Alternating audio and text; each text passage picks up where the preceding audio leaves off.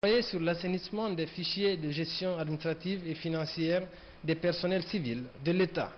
Aujourd'hui même, nous avons établi un chronogramme de mise en œuvre du programme de réforme de l'État et de modernisation de l'administration.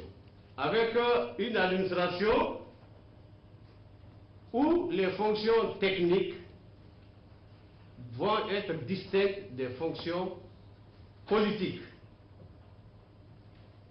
Une distinction entre les fonctions stratégiques et les fonctions opérationnelles, avec une certaine permanence et une certaine stabilité des fonctions techniques.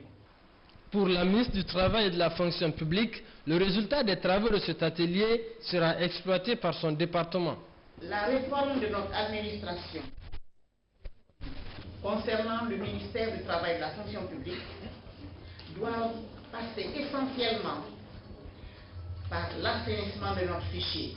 C'est pour cela que nous ne pouvons occulter le travail fait par les directeurs des ressources humaines. Et aussi, ce travail accompli, nous ne pouvons que les féliciter. Parce qu'il faut remarquer que beaucoup de travail a été fait, beaucoup de travail. En 2011 seulement, nous avons réussi à sortir 5000 personnes du fichier. C'est énorme. Plusieurs aspects ont été débattus par les participants.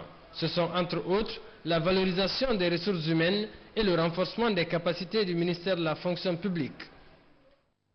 On vous le disait dans les titres, à présent, signature d'un protocole de partenariat entre la société minière Rio Tinto Sinfer et l'enseignement supérieur guinéen. Dans cette convention de partenariat, il est prévu un programme de bourse pour les bacheliers de l'année 2012. Un centre de formation professionnelle des jeunes sera également construit à Beila. Maimouna Bella Diallo, reportage.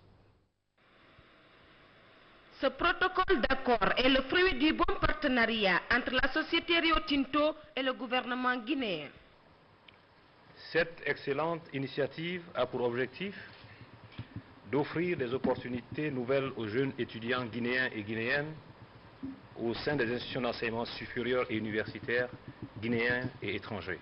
Le programme dont il est question réaffirme l'engagement de Rio Tinto envers l'État guinéen et les populations guinéennes.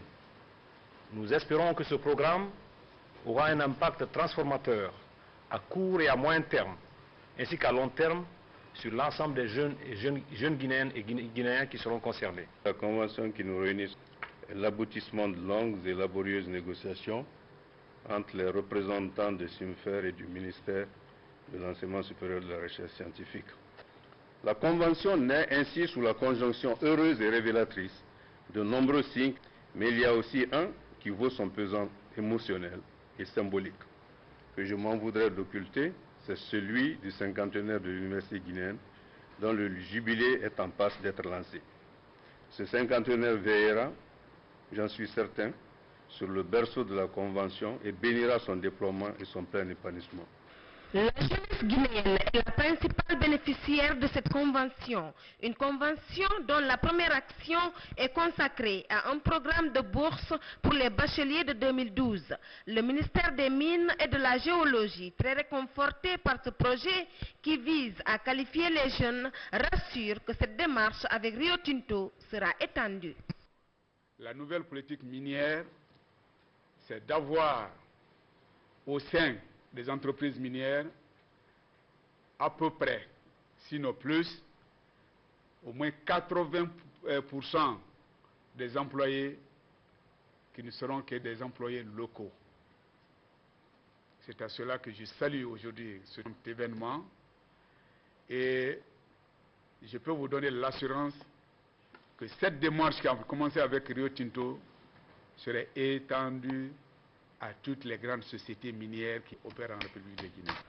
Cette présente convention se veut un outil privilégié de réalisation du programme présidentiel dans son volet formation de la jeunesse guinéenne. Rio Tinto s'engage à construire un centre de formation professionnelle d'une capacité de 600 étudiants dans la préfecture de Beila. Santé, fin de formation sur le module universitaire de chirurgie de guerre au centre médico-chirurgical des armées. Objectif, renforcer les capacités opérationnelles du personnel du service de santé des armées en cas d'afflux de blessés. 38 médecins et infirmiers venus des 4 régions militaires du pays ont participé à cette formation initiée par la Direction générale de la santé des armées en partenariat avec le CICR. Sergent Alassane Diaby.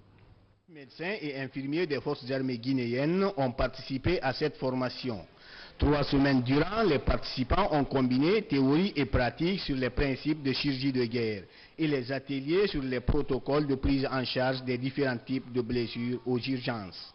Nous, bénéficiaires de cette formation, nous engageons à transmettre ces connaissances basées sur des méthodes et techniques simples, économiques surtout très efficaces pour sauver des vies.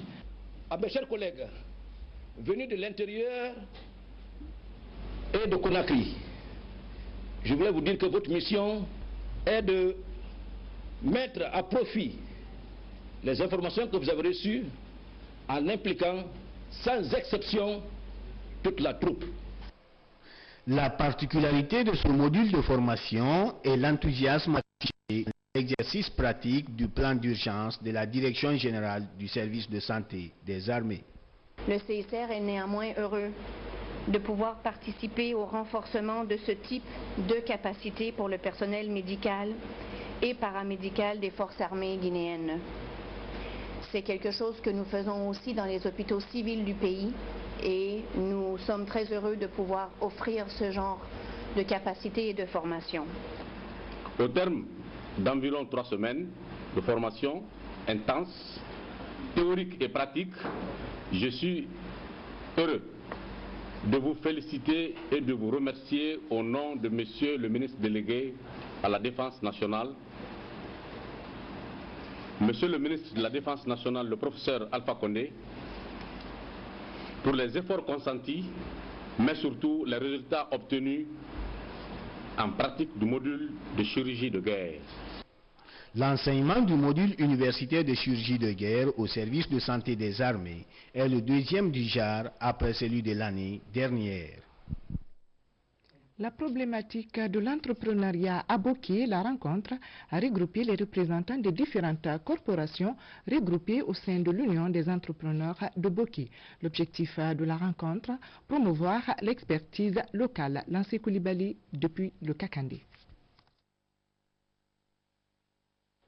À quelques mois de la